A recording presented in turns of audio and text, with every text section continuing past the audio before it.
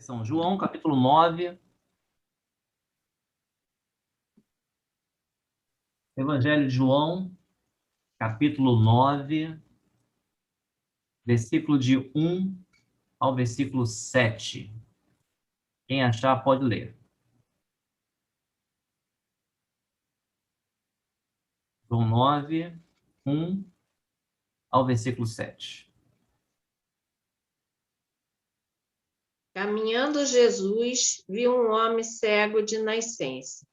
E os seus discípulos perguntaram: Mestre, quem pecou?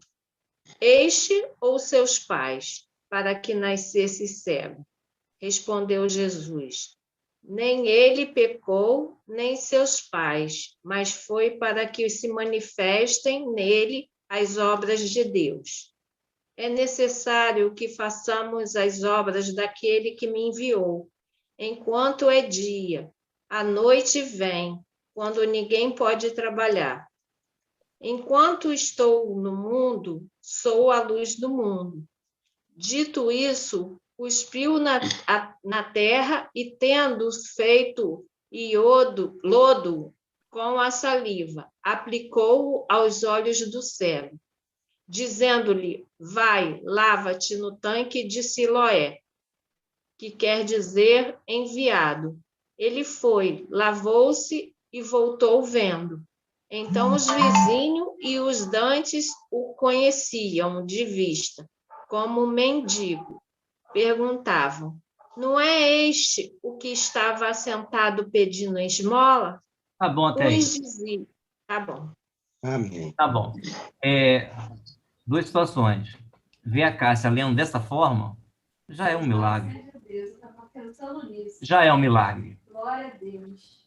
Eu só preciso ter segurança para me interceder, para me orar, que eu ainda não tenho assim segurança.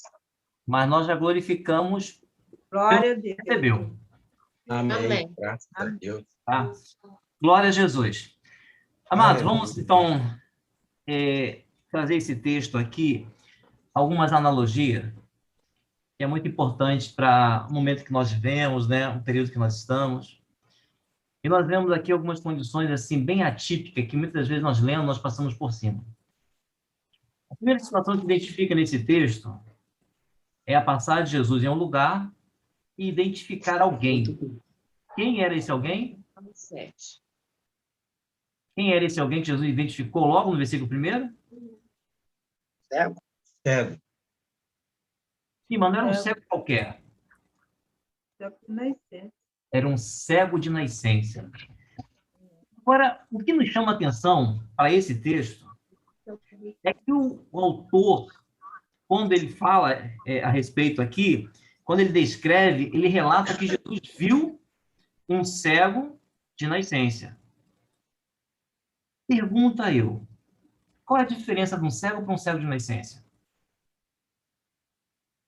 Olhando quem é que vai fazer a diferença de um cego comum, né, de um cego que se acidentou ou que teve problema na vista, de um cego na essência. Não tem como nós relatarmos isto, aparentemente, olhando.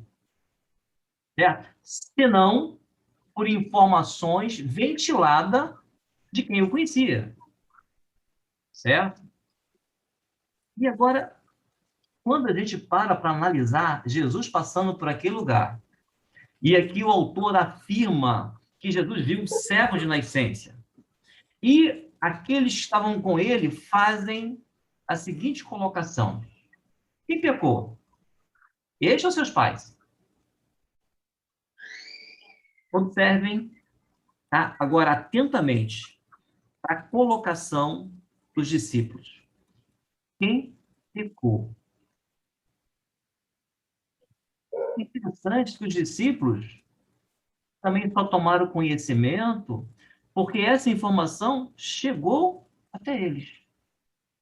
Então, as imperfeições naturais da vida, ou seja, os defeitos que muitos de nós temos, eles são aguçados e são ventilados de forma assim tão rápidas.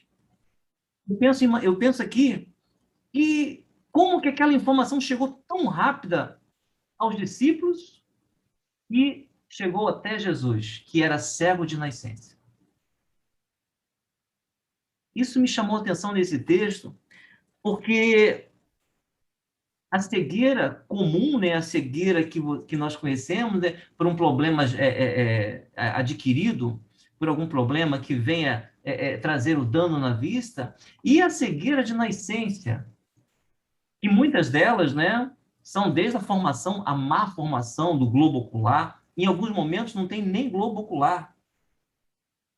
Mas o que nos chama a atenção aqui é que, para este cego, não existia nada que fosse tão exposta para identificar que era cego de nascença.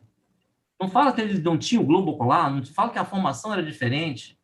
Tanto é que depois de falar que Jesus passou o lodo nos olhos. Então, havia olho. O que eu quero prender aqui a atenção é que a imperfeição daquele homem, ela estava evidente e colocada na primeira página. Ele era cego de nascença.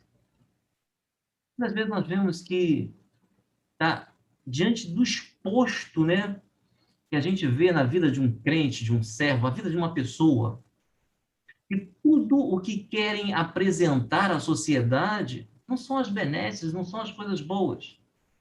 Muitas das vezes a sociedade, ela quer apresentar o que é para denegrir, o que é aquelas coisas ruins. O que nós temos de ruim é que a sociedade quer apresentar.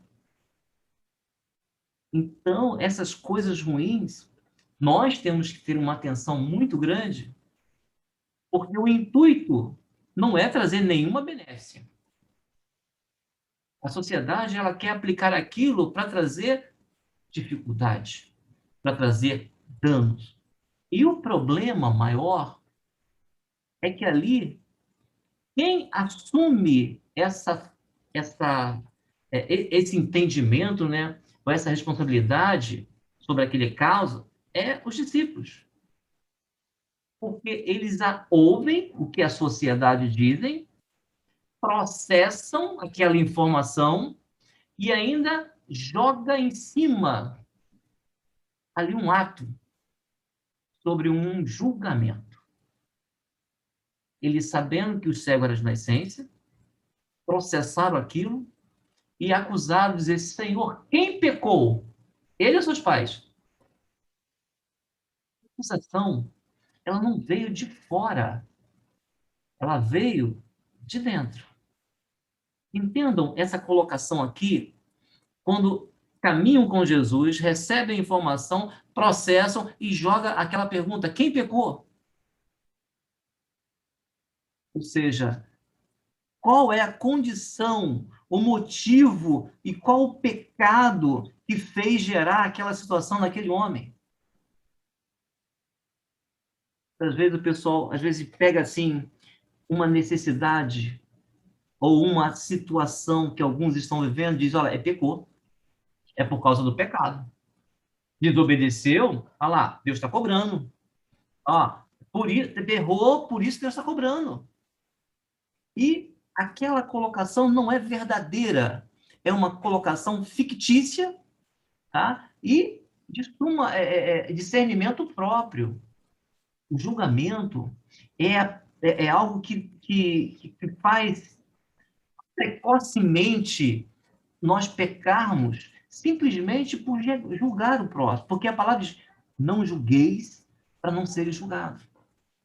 Então, nesse ato aqui, nós vemos que a intenção não era nenhuma, a não ser colocar sobre aquele homem uma culpa que ele não tinha. Era cego na essência, ele nasceu cego. Mas quem pecou? Opa, eu estou linkando a cegueira com o pecado. Sabe qual a resposta que Jesus relatou aqui? Ele diz aqui, olha, toda circunstância que aconteceu neste caso não tem relevância nenhuma com o pecado. Resumindo, vocês não sabem o que estão falando.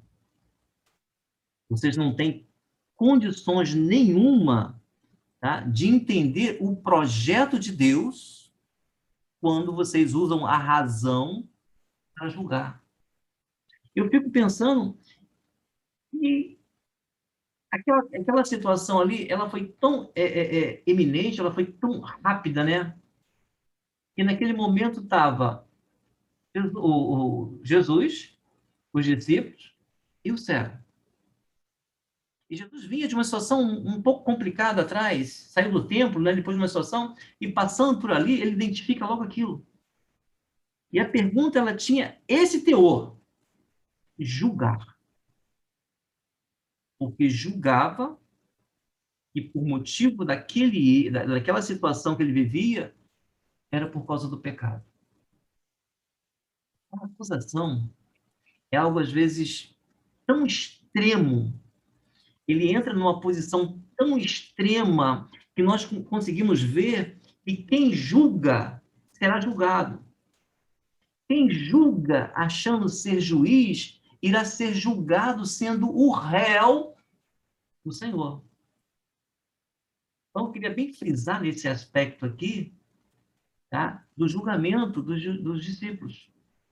E tá claramente aqui a resposta do Senhor. Tem um ditado muito antigo, tá? Que Deus é Deus cobrador. E quem vai cobrar não somos nós, não é a igreja, é Deus. Então, muito cuidado quando nós absorvemos alguma coisa de fora, processamos e quando nós vamos colocar em cima do nosso irmão ou em cima daqueles que estão ao nosso redor. Então, a ênfase é justamente o Jesus falando assim: olha, vocês não entenderam nada. Não aprenderam nada sobre o projeto. Ninguém pecou, tá? Ou seja, sua colocação foram acusadoras, foram racionais, julgando por ver, né, por ter vindo este homem com imperfeição que fosse pecado. Então, o resumo da resposta do Senhor foi essa: vocês não entenderam nada. Não tem link nenhum o problema que ele está passando hoje com o pecado.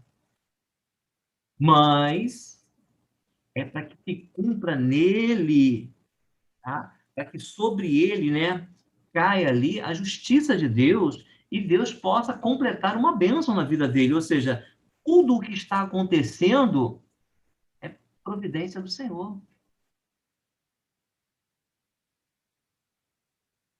E agora, como entender isso? Como entender que um homem nasce cego e é providência do Senhor? Tem coisas que a gente nunca vai entender. E nem precisa. Porém, nem tente. Porque a economia do Senhor, tá? O mistério do Senhor, o projeto do Senhor não é para ser entendido. É para ser aceito.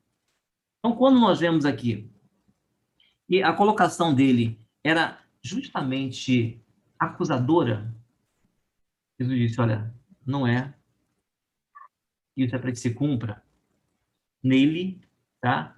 O projeto de Deus. Quando a resposta dele foi essa aqui, ó, para que cumprir toda, versículo, mas foi para que se mantivesse nele as obras de Deus. E quando nós colocamos, tá, esse ato, o que eu estou vivendo, o que eu estou passando, é para que se cumpra em mim as obras de Deus, eu estou me entregando plenamente na mão do Senhor. Sou cego? Sim, reconheço que sou cego. Foi o que nós cantamos no início. Preciso de uma bênção? Sim, reconheço que preciso de uma bênção. Agora estou no meio de uma palavra dura? Sim. Porque o cego, ele era cego, mas ele era surdo? Não era não, né? Ele ouviu aquela acusação? Ouviu, né? Ele poderia muito bem retrucar aquela acusação. Olha, eu não sou pecador, não. Vocês estão enganados. Ele poderia fazer isso claramente. Mas a palavra diz que ele não fez nada.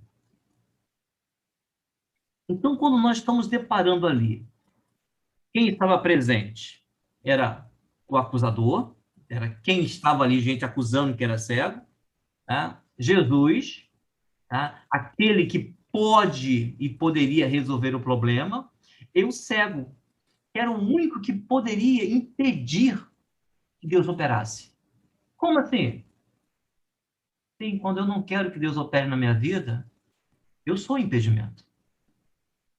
Se o cego ali, ele se colocasse numa situação opositora, quem ia ser menos favorecido ia ser ele.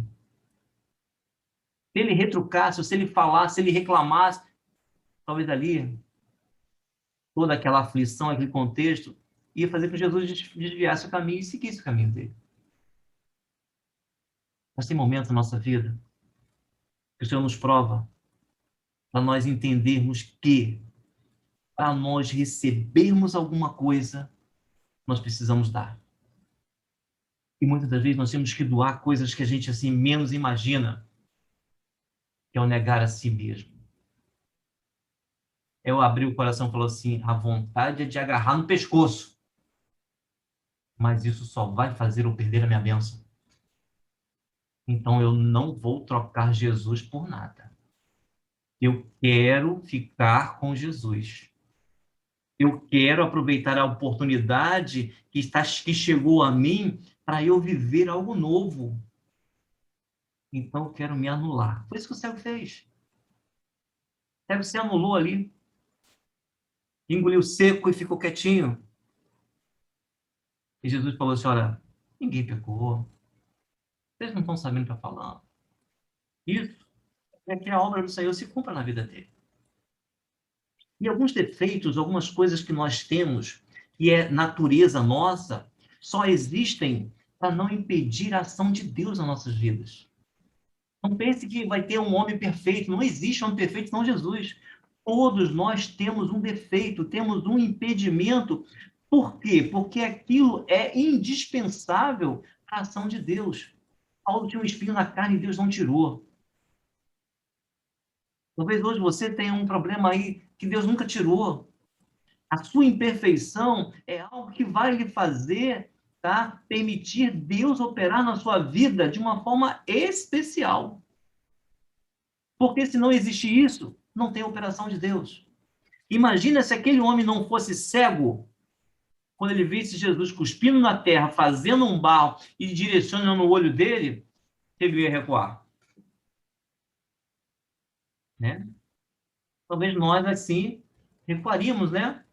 Fazer uma lama com cuspe, né? Imagina hoje, nos nossos dias, chegar alguém fazer um cuspe e esfregar no olho, no nosso rosto. Ele não recuou, porque ele era cego. Talvez você não recuou até hoje no projeto de Deus, porque você tem uma necessidade. Eu tenho uma necessidade. Nós temos uma necessidade. Sabe qual é? Nós nascemos em pecado. Fomos gerados em pecado. Estamos a cada dia dependendo da ação de Deus em nossas vidas. E não é uma vez, não. É diariamente. Nós precisamos ter o perdão do Senhor nas nossas vidas. Essa é a nossa maneira de não recuarmos. É porque Jesus faz o projeto, Jesus fez ali e vem tocar nas nossas vidas. Para nós não recuarmos, nós precisamos que Jesus toque em nós. Nós precisamos que Jesus venha se fazer presente no nosso dia. É indispensável para nós cumprirmos o projeto é sentir o toque do Senhor em nossas vidas. Isso é indispensável. Mas para isso, nós não podemos frouxar.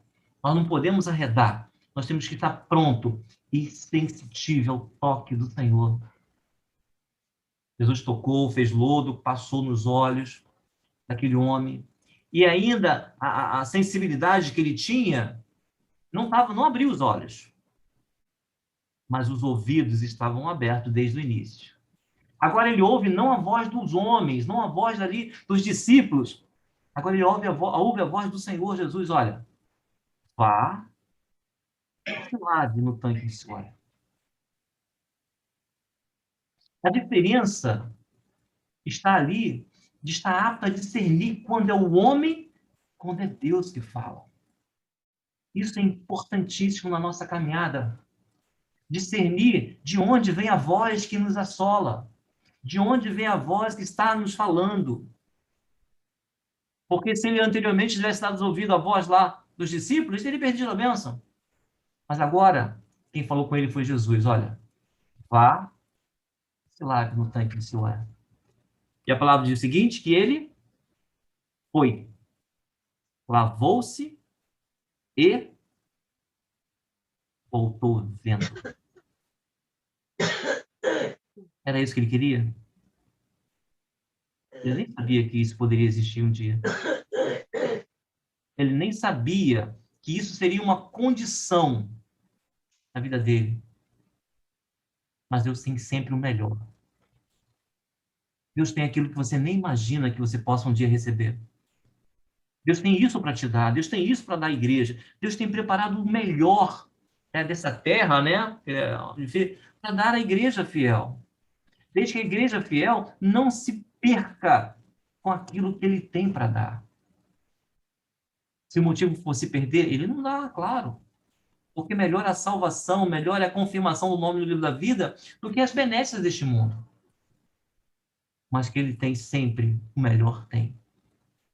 O cego estava ali e nunca imaginou que isso pudesse acontecer na vida dele. Hoje nós estamos aqui. Nós não imaginamos o que Deus pode fazer no nosso meio. Tudo é possível ao que crer. Basta deixar Jesus tocar. Basta estar atento ao que ele falar. E não pode ficar de braço cruzado. Ele mandou ir ao tanque de Siloé? Levante imediatamente. Se lave. Porque no cumprir da palavra, ao cumprir da profecia. E a profecia sempre será para nos fazer ver a luz. Porque Jesus diz, eu sou a luz do mundo. Quem me segue não andará em trevas, verá a verdadeira luz. E aquele outrora cego, já não é mais cego. E aquele problema que nós tínhamos, que era tão impedimento na nossa caminhada, no momento do Senhor, deixará de existir. Porque Deus é Deus. E Ele não veio para brincar. Ele não veio para passar tempo nesse mundo. Ele veio para cumprir um projeto de salvação. Ele veio para preparar um povo, porque o inferno existe e ele quer tirar o homem de lá. Ele veio abrir as portas, ele veio preparar, ele veio dar condição do homem poder sair dessa condenação eterna e entrar nas mansões celestiais pelos portais. Esse é o Deus que nós servimos. Esse é um Jesus que marcou o encontro com aquele cego, sem ele saber. Esse é o Jesus que tem estado presente neste mundo para dar àquele que crê o direito da vida eterna. Que Deus nos abençoe nessa palavra. Amém. Possamos entender que Deus está. Vamos ouvir mais um louvor enquanto isso?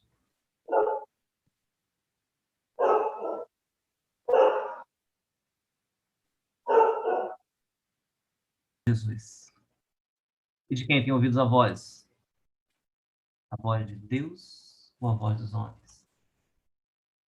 Qual tem sido a nossa resposta diante daquelas frases que não edificam, né? Diante daquelas colocações que não alimentam a nossa alma? E qual tem sido a nossa ação diante da palavra do Senhor? Diante daquilo que Deus tem nos orientado, aquilo que Deus tem trazido sobre as nossas vidas, como revelação dos altos céus. Que Deus possa nos abençoar, nos fortalecer.